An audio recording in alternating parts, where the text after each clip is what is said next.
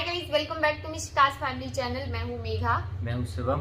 और आज हम आप लोगों के साथ शेयर करने वाले हैं हमारी लाइफ स्टोरी। जी हाँ, और थोड़ी सी आपको इससे बहुत कुछ सीखने को भी मिलेगा, थोड़ा सा आपको दुख भी होगा कि हमने अपनी लाइफ में इतना ट्रैवल किया। बट हाँ, आप खुश इस चीज़ से भी रहिए कि आज हम यहाँ पे बैठे हैं, एक दूसरे के साथ हैं हर एक कंडीशन में।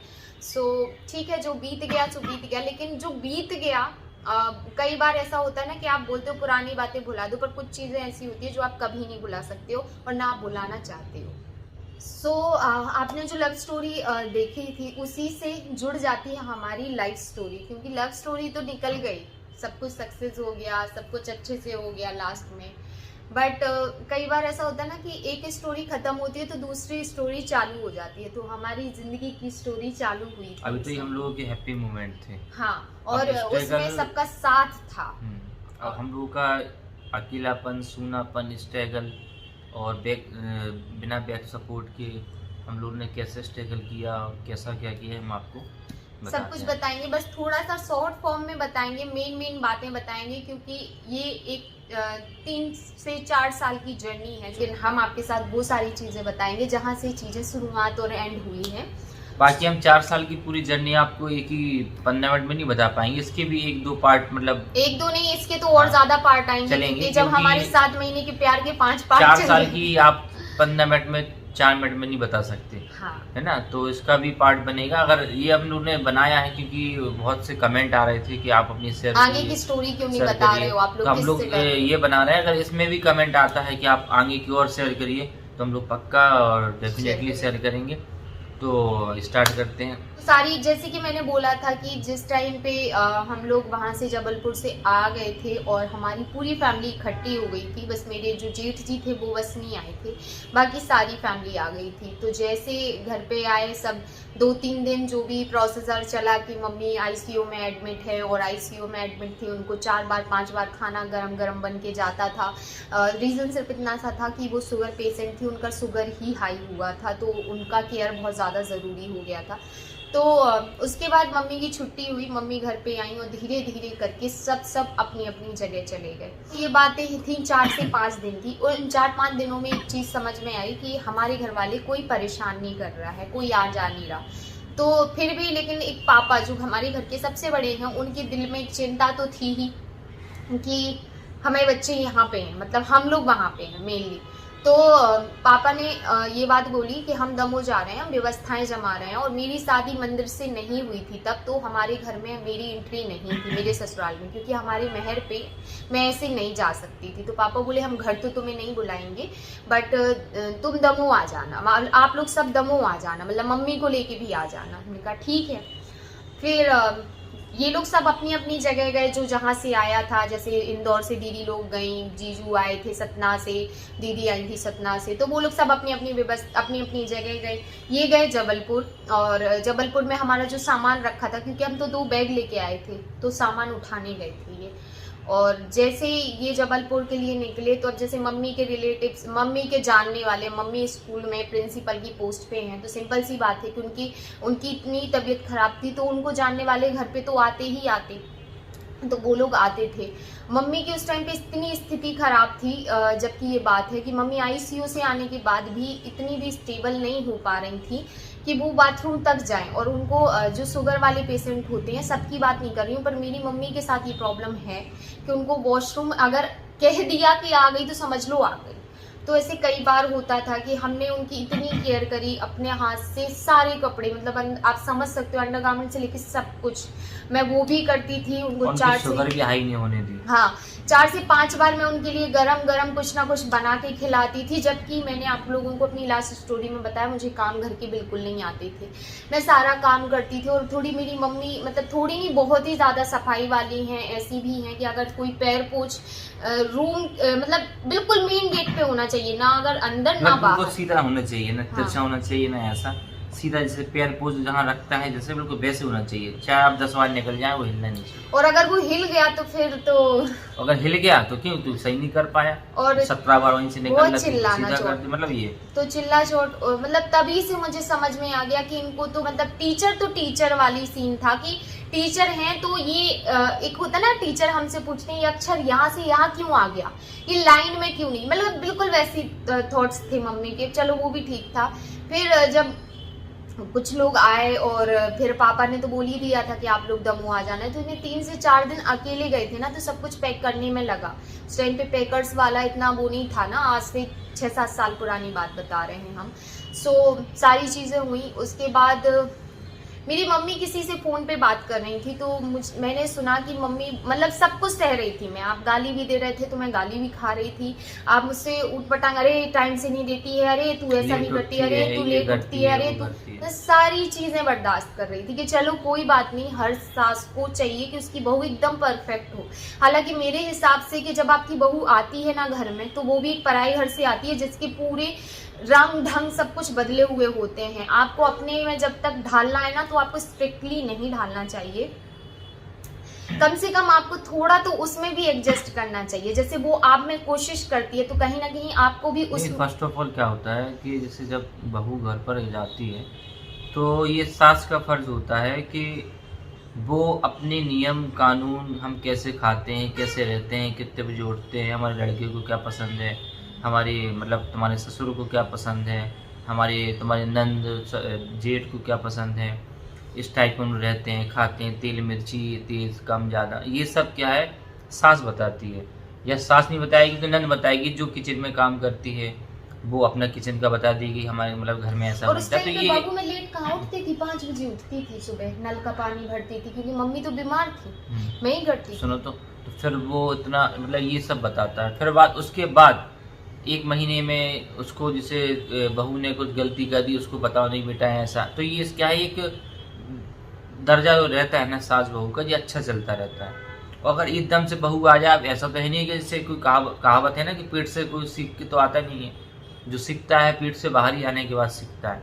अब जैसे मेघा को जो अपने घर में जैसी रहती थी, घर की छोटी है, लाडली है, जैसे हम घर के छोटे हैं लाडले, हम बिना बताए कहीं भी चले जाएं, घूमे फिरे, कोई मतलब डांटने वाला नहीं था, ऐसे ये है छोटी है, कहीं पे भी जाए। बाकी हालांकि लड़कियां जो होती हैं उनको तो माँ बाप इतना बताते ही हैं कि बेटा रोटी कैसे बनती है, और चाय कैसे बनती नहीं, है, मुझे नहीं बताते थे, मैं नहीं बताते थे। हाँ। अब ये है, ये घर की लाडली थी, इनकी 2 बहन बड़ी हैं, वो एक रोटी बनाती, एक खाना घर का काम कर लेती। ये इसका काम क्या था, बाहर का, मैं बाहर का काम, स्टडी और बाहर का, ट्रैक्टर में वो डीजल डलवा दो, वो सारी बातें मैंने आप लोगों से शेयर की थी, वही बस तो इतना इसके बस का यही था। तो अब जैसे जब नई हाँ, हालांकि हम लोग जब भागे थे तब थोड़ा बहुत तो ये सीख ही गई थी, चाय बनाना, रोटी बनाना, ये जब तो मैं उन्हें 4-4 बार खिला पा रही थी ना बना के, अगर मुझे बिल्कुल ही नहीं आता तो मैं कैसे खिलाती। तो मैं काफी काम करती थी।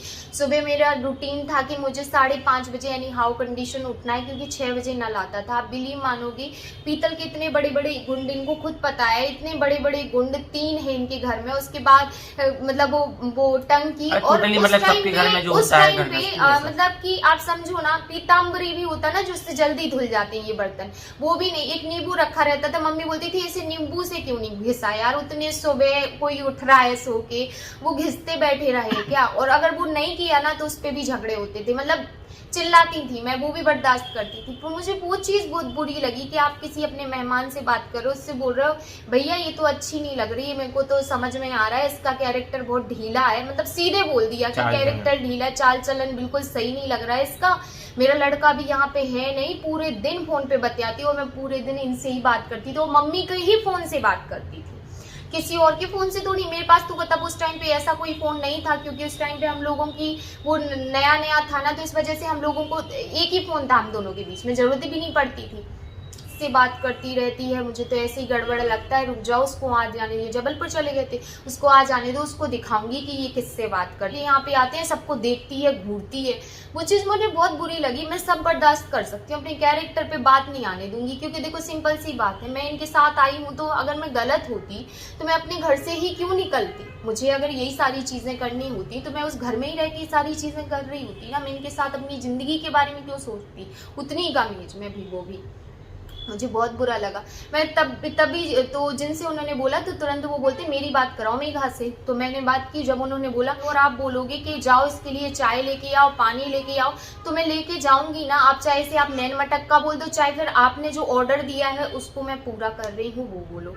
पर वो मम्मी ने बोला चाय बना दो, मम्मी के स्टाफ भी कोई आए थे, अब मेघा ने बनाई होगी चाय। अब यार ऑब्वियसली सी बात है कि आपने जब चाय बनाएगा बहू तो बहू देने जाएगी चाय, तो ये गई चाय देने, तो उस पे वो कह रही तू चाय देने कैसे आ गई, तूने मुझसे क्यों नहीं बोला। और अब यार अपने को क्या पता, आप खुद ही नहीं उठ पाती थी जब मैं आपको बिस्तर पे खाना दे रही हूँ, आपको गर्म पानी से आपको स्पंजिंग कर रही हूँ, मैं आपके लिए इतना सब कुछ कर रही हूँ कि पैर में स्वेलिंग थी शुगर की वजह से, मैं एक तसले में पानी गर्म करके नमक डाल के आपको ये सब कर रही हूँ। तो सिंपल सी बात है, मैं आपसे कैसे बोल दूं कि आओ मम्मी चाय ले जाओ। मैंने नहीं बोला, मैं गई तो ट्रे में चाय ले जाके मैंने दे दी, और उन्होंने वो उस बात का इतना तो उसी चीज को पकड़ के मम्मी बोलने लगी अरे वो नैन मटक का करती है ये वो फलाने का ना। तो इतनी बात हुई, फिर मैं आगे तो बस आगे जिनसे ये बात हुई तो मैंने उनको साफ शब्दों में बोल दिया कि यहाँ पे जो आते हैं आप बोलोगे कि चाय दो नाश्ता दो, तो मैं तो उन्हें दूंगी, मेरी इसमें क्या गलती। तो वो बोलते ये बात तो मुझे नहीं पता। अब बस इतने में वो मम्मी मेरे ऊपर हाई फाई हो गई, मतलब इतना मेरे को गाली देने लगी, लिटरली बहुत गंदे लेवल की गालियां। अरे तू तो ऐसी है, तू तो अगर इतनी चरित्र की अच्छी होती तो तू मेरे लड़के के साथ क्यों। मतलब मेरे को बिल्कुल ही नहीं समझ में आया कि अननेसेसरी ये सारी चीजें चल क्यों रही हैं। गांव की है, गवारन है, देहातन है, तू क्या जाने, तुझे क्या पता लोगों के सामने कैसा रहना है, तुझे क्या पता, तू मुझसे कुछ पूछती नहीं है, तुझे तो कुछ बनाना भी नहीं आता, तुझे तो ये करना नहीं आता, तुझे तो वो करना नहीं, माँ बाप ने कुछ नहीं सिखाया। मतलब जितना लेवल था ना उस लेवल को पूरे को क्रॉस कर दिया। यार कोई भी हो, चाहे गांव की हो चाहे शहर की हो, सब कुछ बर्दाश्त कर सकती है, कैरेक्टर पे बात नहीं बर्दाश्त कर। तब मैंने बोला कि आप सब कुछ कहो, जितना कहना है कहो, पर मेरे कैरेक्टर पे मत बोलो, क्योंकि मैंने ये इजाजत, आप अपने लड़के से पूछो मेरा कैरेक्टर कैसा है, क्योंकि आपसे ज्यादा उन्हें पता होगा कि मेरा कैरेक्टर कैसा है। तो इनको फिर उन्होंने फोन लगाया कि भाई घर पे बहस हो रही है दोनों जन की, और मैं तो सच में बहस की, क्योंकि मैं सब कुछ, अगर मैं उस टाइम पे चुप रहती ना तो मेरे कैरेक्टर पे आज तक उंगली उठती। तो मुझे वो था कि आप रिश्तेदारों को क्यों बता रहे हो, आप मेरी बुराई करो। हर सास अपनी बहू की बुराई करती है, हर बहू अपनी सास की भी बुराई करती, पर कैरेक्टर पे जाके नहीं, मैं इतना बर्दाश्त नहीं कर सकती। तो फिर इन्होंने मम्मी को फोन लगाया, फिर इन्होंने बोला कि मम्मी 2 दिन बस आप रुक जाओ, 2 दिन रुक जाओ, अगर वो गलत होगी तो उसे मैं देख लूंगा, और आप गलत होगी तो आपको भी मैं देख लूंगा, मैं आपको भी नहीं छोड़ूंगा। ठीक है, मैं उसको वहां से लेके आया हूँ, और मैं उसको मुझे तो इतने समय में कुछ समझ में नहीं आया, गलत है, अच्छी है, बुरी है, मेरी है, जो भी है। फिर मम्मी, इतनी बरसात हो रही थी, और ये बोले कि मैं अब भी जबलपुर से निकल रहा हूँ, फिर मैं आके देखता हूँ कौन सही हो कौन गलत है। फिर मम्मी मुझसे बोलती है तेरे हाथ जोड़ती हूँ, तू उसको बोल दे, वो सच में आ जाएगा, अगर उसको कुछ हो जाएगा। फिर वो भी डरने लगी, मैं भी डरने लगी। अब बात क्या हुई कि गुस्से में मम्मी ने फोन फेंक दिया था, अब वो फोन बंद, और पानी इतना गिर रहा, और इन्होंने बोल दिया कि हम निकल रहे हैं। मम्मी और मैं दोनों ही डर गए। तो फिर हम लोग भगते गए, मतलब कि वहां पे मतलब मोबाइल जहाँ पे सुधरता है वहाँ पे जल्दी मोबाइल शॉप सिम में डलवाया दूसरे मोबाइल में। फिर इनसे बात की, फिर मैंने समझाया, मैंने कहा कोई बात नहीं, बहस हो गई, कोई बात नहीं, सबके बीच में होती, डोंट वरी, आप आराम से आना। फिर लड़ाइयाँ वहां से चालू, मतलब नहीं, वो फर्स्ट स्टेज चालू हो गई। हाँ, मतलब एक बार स्टार्ट फिर वो उनके दिमाग में मेरी इमेज और उनकी जो इमेज मेरे दिमाग में थी वो भी बदल गई कि यार इन्होंने मुझे एक्सेप्ट किया। फिर मुझे ये लगा कि यार ऐसा, फिर वो बस ये चीज करती थी कि मैं किसी से अगर फोन पे बात कर रही हूँ तो मेरा फोन छीन के रख लेना, रुक जा निक्की को आ जाने दो, मैं उसको बताऊंगी तू किससे बात कर रही है, हमसे बात कर रही है, इनसे जाके बोलना तो सुनना कि यार किससे हाँ, बात हो रही थी। मतलब एक होता है ना ऐसा, जैसे एंड्रॉइड फोन उस टाइम पे नया, मतलब हमारे लिए तो नया, क्योंकि हम तो गांव से, हमारे यहाँ पे हम लोगों को फोन अलाउ नहीं था। तो ऐसा होता था लेट नाइट में अगर फोन चला रही हूँ तो मेरा फोन आके रात में 1 भी बज रहा हो चाहे 1:30 बज रहा हो। फिर ये शिकायत भी मैंने अपनी फिर ननन लोगों से बोली थी कि अगर हम दोनों सो रहे हैं या लेटे हैं तो आपको ऐसे कमरे में नहीं आना चाहिए, ना ही झांकना चाहिए, क्योंकि हम कुंडी नहीं लगाते थे।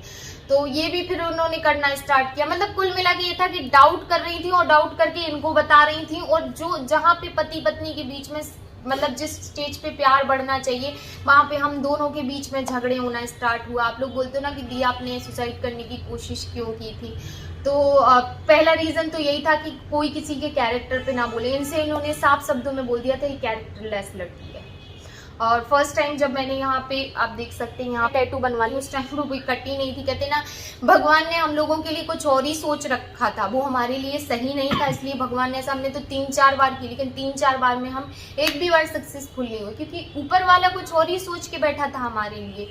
फिर इनसे ये शक वाली बातें, फिर एक दिन इन्होंने मुझे चांटा भी मार दिया कि मतलब मम्मी झूठ भी बोल देती थी, प्रॉपर झूठ बोलना, कि मतलब इसने उससे बदतमीजी की, मैंने इसको गाली दी, इसने लौट के गाली दी, मतलब जवाब दिया, ये किया। तो एक बार इन्होंने हमें थप्पड़ मार दिया, एक बार इन्होंने रहना है रहो, नहीं रहना है तो चले जाओ जहाँ जाना है, पर अब मुझसे नहीं हो रहा है, ये तुम लोगों की लड़ाई झगड़े, तो ये हो गया। फिर उसके बाद फिर पापा ने हम लोगों को दमोह बुलाया। जब हम दमोह गए तो मम्मी हर घर में, मतलब जहाँ जहाँ बैठने जाएं, मम्मी यही बात बोले, वो कैरेक्टर लेस है। मैंने वो भी बर्दाश्त किया कि चलो, फिर तो अब मुझे समझ में आ गया कि इनकी आदत है, दूसरे सक्की मिजाज होता है ना, वो है। तो मैं समझ गई कि जिस इंसान के दिमाग में वो चीज भरी है वो वही निकालेगा। जो आए, जो मुझसे मिलने आए, सब आते हैं कि यार निक्की किस लड़की को लेके आया। तो हम लोग टीना के यहाँ पे रुके थे, पापा ने हमें वहां पे रुकवाया था, भाभी के यहाँ पे। तो आप लोग जानते होंगे, कई बार मैंने सबसे पहले स्टार्टिंग में जब ससुराल ब्लॉग दिखाती थी तो मैं उन्हीं के यहाँ जाती थी, पापा वहीं खाना खाते थे। तो फिर वहां पे जो मिलने आए वो यही बोले कि तुम्हारी सास ऐसा बोल रही थी, अरे हमें लगती तो नहीं है, लगती तो सीधी है, पर ऐसा ऐसा बोल रही थी। फिर बाबू ने एक्सप्लेन करना स्टार्ट किया कि वो ऐसा नहीं है, भी हम जानते हैं हमारी वाइफ है, जब तक हमें फील नहीं होगा कि हमारी वाइफ ऐसी है तब तक कोई नहीं, मतलब किसी का हक नहीं कहने के लिए। जब तक हमारी वाइफ है, हम बोलेंगे जब आपसे कि हमारी वाइफ गलत है तो गलत है, वरना आप नहीं बोल सकते गलत। बाकी अब मम्मी थी, अपन उनसे क्या बोलें, वो तो पूरे सब लोग जहाँ बैठे, हाँ भाई क्या करें, वो मेरी बहू ऐसी है, ऐसा है वैसा। अब औरतों की बातें जैसे होती है, गाँव की गवारन है, कुछ आता नहीं है, बोलचाल का ढंग नहीं है, ऐसा है वैसा भाई है, वो तो महारानी है, कहीं ये है कहीं वो है, फलाना ठिकाना, और एक की दो बातें लगा लगा के, जो सास बहू की जैसे होती है ना बुराइयाँ, वैसी बुराइयाँ उन्हें करती थी हर जगह पर। हर आदमी हम लोग को बताता था कि अरे अब तो मम्मी तो ऐसा बोल रही थी, आई थी, रो रही थी, ये कर रही थी, वो कर रही थी। मतलब हम अब ये समझ लो आपके मेघा के और मम्मी के चक्कर में घुन जो पिसता है ना, हम वैसे पिस रहे थे। अब हम मतलब ये समझ लो कि 1 घंटे के लिए कहीं गए, लड़ाई हुई। तो मम्मी जैसे कुछ दिन दमोह में भी रुकी, फिर भाभी पापा ने देखा, फिर पापा को एक चीज समझ में आई कि ये मैं मतलब पापा ऐसे धीरे धीरे मेरे, ऐसा नहीं है कि मैं आई और एकदम से मुझे प्यार की बरसात हो गई, जी नहीं, ऐसा नहीं होता है, थोड़ा समय लगता है। तब पापा ने मुझे फिर और ऐसे जाना कि यार ये इतना करती। उसके बाद मम्मी मेरे ऊपर बहुत चिल्लाती थी, बहुत ऊटपटांग बोलती थी, मैं फिर भी एक लफ्ज नहीं बोलती थी। मैंने कहा ना, मैं सब कुछ बर्दाश्त कर सकती। तो उस दिन अगर मैंने सामने से जवाब दिया था तो वो रीजन यही था, कैरेक्टर। फिर वो हो गया। उसके बाद मम्मी दमोह से छतरपुर चली गई कुछ ही दिन बाद, 8-10 दिन बाद, जब वो थोड़ा अच्छा फील करने लगी। उसके बाद हम 4 या 6 महीने बहुत आराम से दमोह में रहे, 4 महीने समथिंग, 4 महीने हम दमोह में रहे। और दमोह में रहने के बाद फिर इन्होंने पापा से जिद की कि नहीं पापा अब मुझे, अच्छा वहाँ पे मुझे ना एक और चीज़ हो गई थी, मुझे ऊपरी चक्कर हो गया था। उस टाइम पे मेरी प्रेगनेंसी भी हो गई थी और मुझे ये बात ऊपरी चक्कर में ही पता लगा था।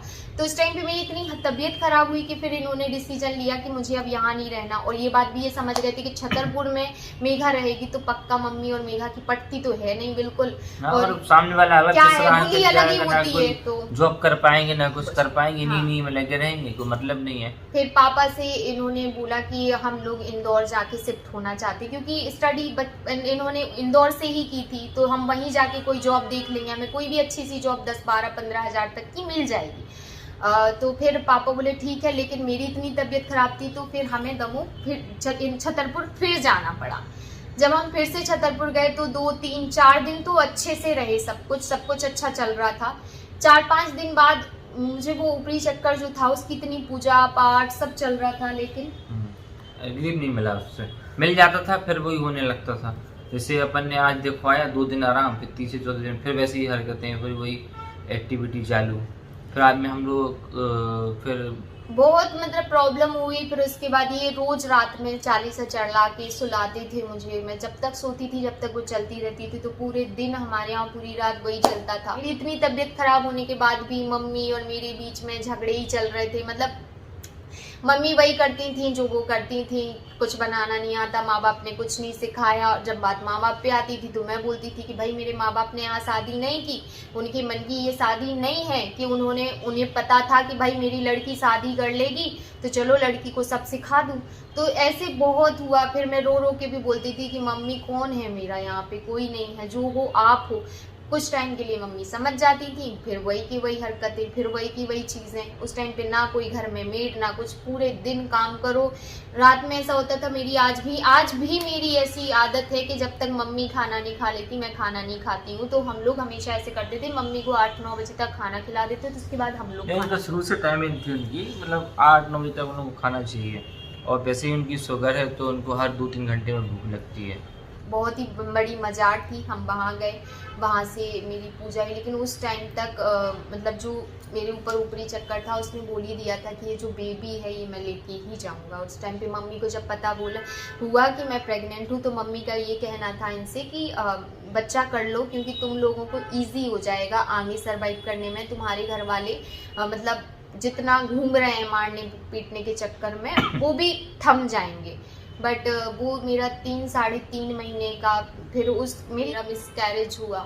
मिसकैरेज होने के बाद मतलब मुझे आज भी याद है, माँ लक्ष्मी का टाइम चल रहा था, माँ लक्ष्मी जी की पूजा होती है ना, तो उस टाइम पे मेरी एक ननंद है भोपाल में, उनको मम्मी फ़ोन लगा के बोलती है इस मुसीबत को यहाँ से बुला ले, मैं बहुत परेशान हो गई हूँ इसको तो तू बुला ले। मेरा मिसकैरेज पता है 3.5 महीने का हुआ था। मतलब एक इंसान कितना टूटा होता है, कितना वीक होता है। मतलब वो स्टोरी हम शेयर करेंगे जो हमारी मिसकैरेज स्टोरी थी, और उससे आप लोगों को बहुत सीख मिलेगी कि आपको क्या नहीं करना चाहिए उस टाइम पे। तो मेरा मिसकैरेज वो वीकनेस की वजह से, इतनी चिक चिक पिक पिक की वजह से हुआ भी। फिर जैसे मतलब मैं 2 दिन रिकवर नहीं कर पाई, और माँ लक्ष्मी के दिन मम्मी ने एकदम से बोल दिया। मैंने बोला मम्मी इतनी बड़ी बोझ लग रही है तो मुंह पे बोल दो। तो बोलती हाँ मुंह पे बोल रही है, चल निकल यहाँ से। सीधे बोल दिया हाँ मुंह पे बोल रही हूँ, चल निकल यहाँ से। मूल माँ लक्ष्मी के दिन, मतलब आप समझ रहे हो ना, एक बहू और बेटी घर की लक्ष्मी होती है, और आप अपनी ही बहू को, अपने ही लड़के को घर से बाहर निकाल रहे हो, वो भी उस कंडीशन में जिस कंडीशन में मतलब एक औरत सच बताऊं तो 4 कदम भी नहीं रख सकती है। मेरा इतना पेन था ना मुझे कि मैं बता नहीं सकती उस टाइम पे। हम लोग भोपाल में गए तो मम्मी ने इस तरीके से मेरी पूरी रिश्तेदारियों में मेरी इमेज बना दी थी कि मेरी कोई ननद मेरा साथ नहीं दे रही थी, ना कोई ये सोच रहा था कि मम्मी का नेचर ऐसा है। जब ये भोपाल हमको लेके गए तो ये इंदौर में रूम देखने आए थे, तो ये था कि मेरी किसी दीदी से बात नहीं हो रही थी, क्योंकि देखो माँ जब बोलती है ना अपनी बेटियों से कि हमारे साथ बहू ऐसा कर रही है, तो बेटियां ये नहीं सोचती, बेटियां कभी ये नहीं सोचती कि यार ना तो मैंने अपनी माँ को देखा ना उसको देखा, ना हमने दोनों को लड़ते देखा, तो हम सुन के क्या, सुनी सुनाई बात पे क्या भरोसा करें। चलो ठीक है, अगर आपको सुनी सुनाई बात पे भी भरोसा करना है तो एक बार मुझसे भी कंफर्म कर लो। पर मुझसे सबने मतलब छोड़ दिया था, मेरे से कोई भी बात नहीं करता था, ना बड़ी ननद ना छोटी ननद ना बीच वाली ननद, कोई बात नहीं करता था। फिर ये मुझे भोपाल में छोड़ के 15 दिन के लिए इंदौर आए रूम देखने के लिए, बट इनको कोई कमरे नहीं मिले। इन लोगों के बीच में इस चीज़ को लेके बहस कि वो मम्मी को खाने को नहीं देती, मम्मी को ये बोले एक बार देख जाके रह के देखी हो तुम बोल रही हो ये नहीं करते, कभी उसकी स्थिति पे जाके देखो तो तुम्हें पता चले। तो यही बात हुई कि हमने बोला कि जो कंडीशन जिस ट्रेजेडी से हम लोग गुजर रहे हैं वो तुमने देखा क्या, तुमने नहीं देखा। माँ हमारी भी है, माँ तुम्हारी भी है, पर उसका मतलब ये नहीं है कि तुम किसी भी व्यक्ति को तुम उसको बदनाम करो या उसके प्रति तुम मतलब ऐसा बिहेवियर करो। तो ये बात हुई, हमने बोला। और जब हमें ऐसा फील नहीं हुआ कि वो बेकार है या वो ऐसा कर रही है, जब वो गलत होती तो हम उसको डांट देते हैं। जैसे काम में कुछ अगर तबीयत ठीक नहीं है और मम्मी को अगर पता नहीं है इसकी तबीयत ठीक नहीं है, उनको पता भी रहता तो भी बोलती है अरे वो बन के डली है, बुखार चढ़े या फिर मैं कितनी भी बीमार, जब मेरी प्रेगनेंसी होती है, मेरी तीनों प्रेगनेंसी में मेरी जर्नी अच्छी नहीं रही है। मुझे बहुत पेन होता है, बहुत दिक्कतें, उल्टी क्या नहीं होता आपको प्रेगनेंसी में। मैं पूरा काम करती थी घर का, मुझे ये बोल के कि नाटक मत कर, ये नाटक देखने कोई बैठा नहीं है यहाँ पे, ये बोल के कि अरे सब ढंग दसूर है, हमारे तो खुद 5 बच्चे हुए, हमने कैसे करा होगा। अब तो वॉशिंग मशीन चलने लगी, हम तो हाथ से हाथ कपड़े धोए, हम तो ये किया वो किया, मतलब ट्रिपिकल 90s जमाने की जो हमने अपनी दादी के टाइम पे देखा वो वाली सोच। मतलब एक औरत ना ये सोचती है। और मम्मी ने जब हमारी शादी हुई तो बहुत बड़े बड़े वादे किए कि अरे हमारी तो लड़कियां हमारे पास नहीं रहती, हमारी लड़कियां तो सारी अच्छा कमाती हैं, अच्छा खासी घर में की शादी भी हो गई है, तुम तो हमारी बहू नहीं बेटी बन के रहोगी, एक ही तो हो, ये वो। और आप बिलीव मानोगे मुझे कपड़ों के लिए तक तरसा दिया, एक एक प्रोडक्ट के लिए।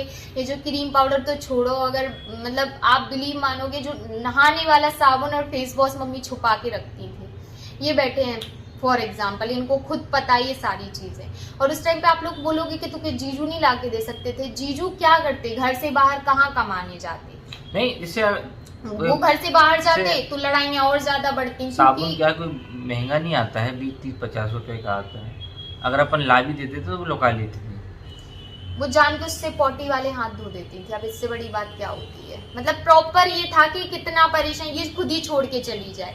मतलब उनका थिंकिंग ये हो गई थी कि अब ये जो लोग अलग रहने लगे, हाँ, यहाँ नहीं रहे हमारे साथ भाई, तुम तो अलग रहो, उनका ये सिस्टम। और एक चीज होती है, जिनको अकेले रहने की आदत हो जाती है ना, वो नहीं रह पाते। मैंने इतना भी समझ लिया, वो मैनेज नहीं कर पाता। जिसको अपने अकेले रूम में सोने की आदत है ना, वो 4 लोगों के साथ नहीं सो पाएगा एक रूम में। एडजस्ट नहीं कर पाता वो।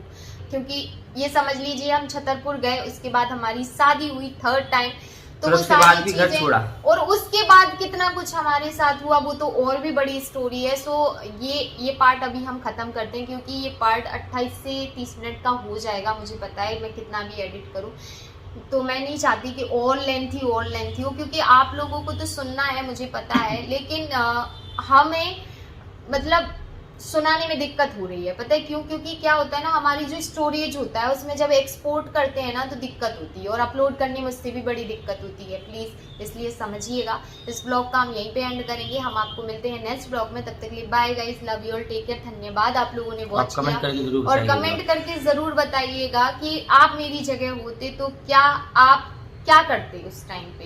क्या आपके कैरेक्टर पे, या आपको हर दिन गालियां, या हर दिन आपको इस तरीके से हरास किया जाता, हर दिन आपको बोला जाता कि तेरे माँ बाप ने कुछ नहीं सिखाया, क्या आप चुप रहते?